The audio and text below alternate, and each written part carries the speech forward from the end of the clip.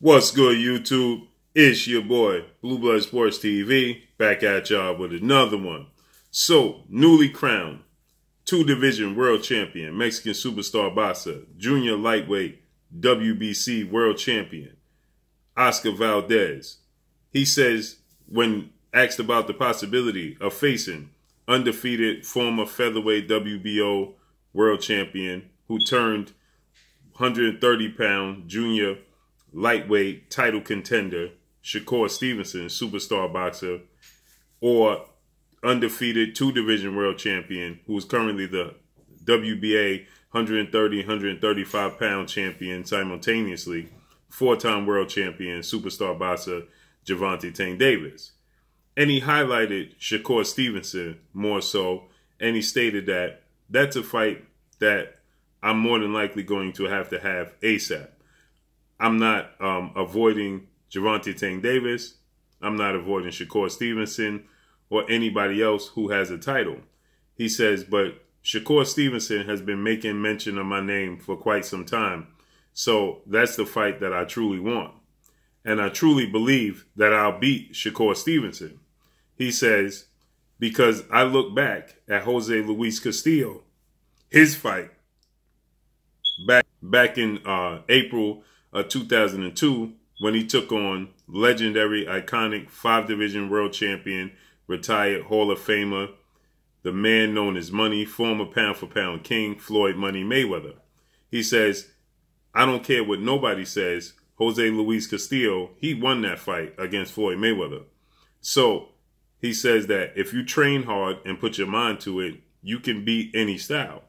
And the fact is, I'm going to work hard. Losing is not in my mind. He says, I go into every fight feeling like I'm capable and confident that I'll win the fight. So that means I know I could beat Shakur Stevenson as well.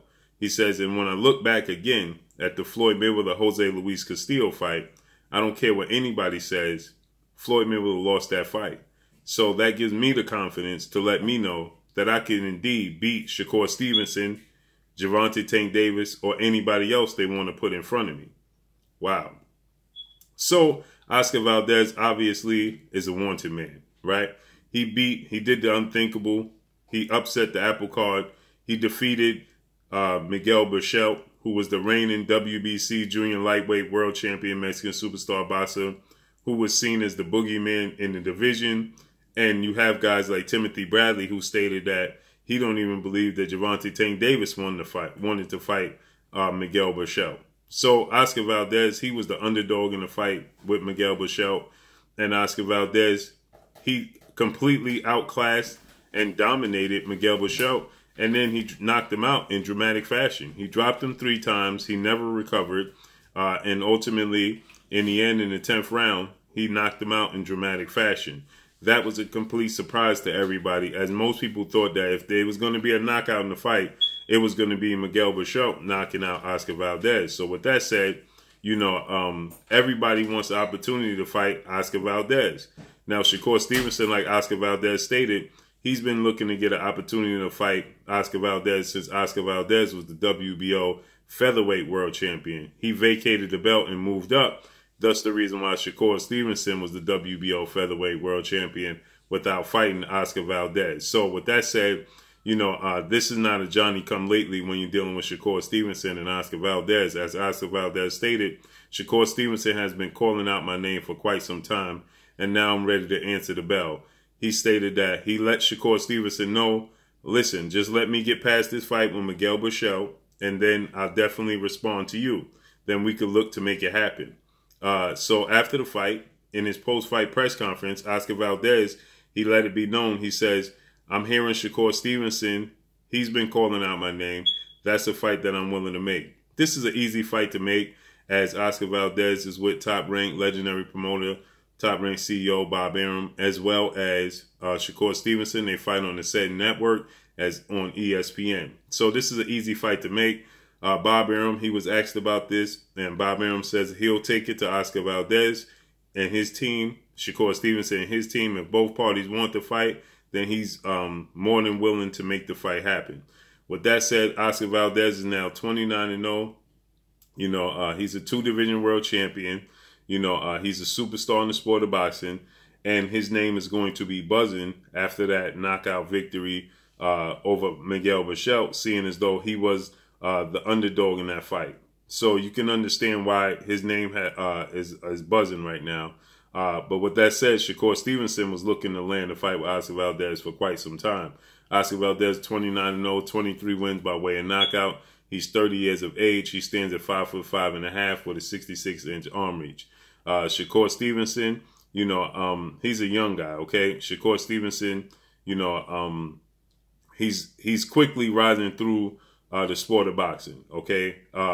With limited amount of fight and experience. He's 15-0, 8 wins by way of knockout. He's 23 years of age, stands at 5'8" with a 68-inch arm reach. So he's obviously, he's 7 years younger than Oscar Valdez. He stands at 5'8", so he's 3 inches taller than Oscar Valdez. He has a 68-inch arm reach, so he has a 1-inch arm reach advantage over Oscar Valdez. But more importantly, he's a better pure boxer than Oscar Valdez. His defense is considered the best defense in the sport of boxing currently right now. The percentages of him getting hit is very, very low. And he has a high ring IQ. So it's a different task at hand dealing with Shakur Stevenson, more so than it is dealing with, you know, Miguel Bichel. Miguel Bichel is not responsible on defense as Shakur Stevenson is. He's not as slick as Shakur Stevenson is. He's not as quick and athletic as Shakur Stevenson is. And he's not a pure boxer like Shakur Stevenson is, okay? Shakur Stevenson also is a southpaw. Miguel Bichel, he was knocked out before. He was knocked out back in 2014. That's the reason why he already had a loss on his resume. He was knocked out with, ironically, the same punches that Oscar Valdez was landing. So Eddie Reynoso, new trainer of Oscar Valdez, who trains a lot of superstars in the sport of boxing. He trains Ryan Garcia, undefeated, rising lightweight Mexican superstar title contender. He trains Andy Ruiz Jr., former unified heavyweight Mexican world champion superstar boxer, who was the first Mexican heavyweight world champion. He also trains, obviously, 4-division world champion Mexican superstar boxer, who's currently the unified WBC, WBA super middleweight world champion, Saul Canelo Alvarez, okay? So he definitely has a lot of big names under his belt who he trains, and he did a great job, and he definitely did his homework and research on Miguel Bichel, because the game plan was to the T. They were landing the left hook. Miguel Bichel made no adjustments to it. He didn't even see it coming. They were landing their jab crisp and accurate. That busted his nose early in the first, second round. He made no adjustments to that, and the overhand right. And he stayed disciplined throughout the duration of the fight. He utilized movement, but he used sudden movements like stopping on the dime and throwing punches where Miguel Bichel was rushing in and running right into punches, a la the knockout punch, the ending punch, okay? So, you know, the game plan was, you know, a great game plan, right? And with that said, you know, but Miguel Bichel, he has no defense, okay? His offense is his defense. He's big, he's strong, he's strappy, and he overwhelms his opponent. So, you know, the game plan was a lot different than it would be for Shakur Stevenson, who's very accurate, who's very great with his timing, is a great counter puncher, and like I said, more importantly, he has great defense. So that's going to play a major part, because, you know, Oscar Valdez, he did have lapses in the fight with Miguel Bichel, but Miguel Bichel just could not, ultimately, he just could not, you know, capitalize on it. So with that said, you know, it's a different task at hand completely when dealing with, you know, Shakur Stevenson. And, you know, I truly believe that Shakur Stevenson, you know, he more models his game after more so Andre Ward. There's a bit of Floyd Mayweather in there and a bit of Pernell Whitaker, you know, but he is the complete package. And when it comes to Floyd Mayweather and Jose Luis Castillo, Floyd Mayweather clearly beat Jose Luis Castillo, and he had an injured shoulder in that fight, but yet he still came out with the victory over Jose Luis Castillo. They had an immediate rematch, and Floyd Mayweather outclassed Jose Luis Castillo once again. So when he's using that as an example, that being Oscar Valdez, as to, why he feels like he'll beat Shakur Stevenson, that's a bad example, because a lot of people, they say that, oh, Floyd Mayweather lost the fight with Jose Luis Castillo and he got a gift. That's completely not true. If you look at the fight, Floyd Mayweather clearly won the first half of the fight. So at best, you could see it being a draw in the second half. He did better, that being Jose Luis Castillo, in the second half, because Floyd Mayweather had an injured shoulder. And so Floyd Mayweather was still able to, he had to utilize the ring. He had to, rely on his legs, and mobility, because he had an injured shoulder. So with that said, that was April of 2002, April 20th of 2002. Floyd Mayweather got the unanimous decision victory. They fought again in December 7th of 2002. And guess what? Floyd Mayweather got another unanimous decision victory. He completely outclassed Jose Luis Castillo.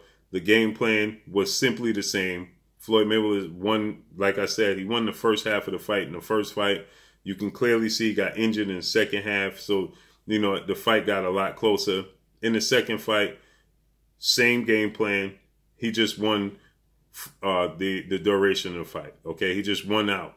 So, you can clearly see, if it wasn't for the injury, Floyd Mayweather would not have struggled in the second half of the fight with Jose Luis Castillo as he did in the first fight. Okay, so I believe that's a bad example on the part of Oscar Valdez, because then he would be simply relying on an injury to Shakur Stevenson to keep his fight close with Shakur Stevenson. They're going to have to come up with a massive master game plan to beat Shakur Stevenson, because Shakur Stevenson is just physically more gifted than Oscar Valdez. Now, Oscar Valdez does have power. He does have the ability to box, as we saw Miguel Bichel, but he has lapses, and Shakur Stevenson will expose those lapses. So this is going to be an interesting fight. I can't wait to see how this plays out and unfolds. Drop a comment in the comment section. Let me know what y'all think. Y'all already know what it is. It's your boy Blue, Blue Blood Sports TV. Hate, like, comment, and subscribe. If you haven't subscribed, hit the subscribe button, hit the like button, hit the bell icon to get all the new notifications.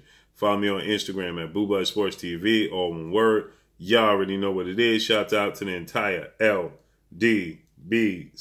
Shout out to New Media. Shout out to Black Media Row. Make sure you like your shitty videos. That's all I got for y'all. Peace.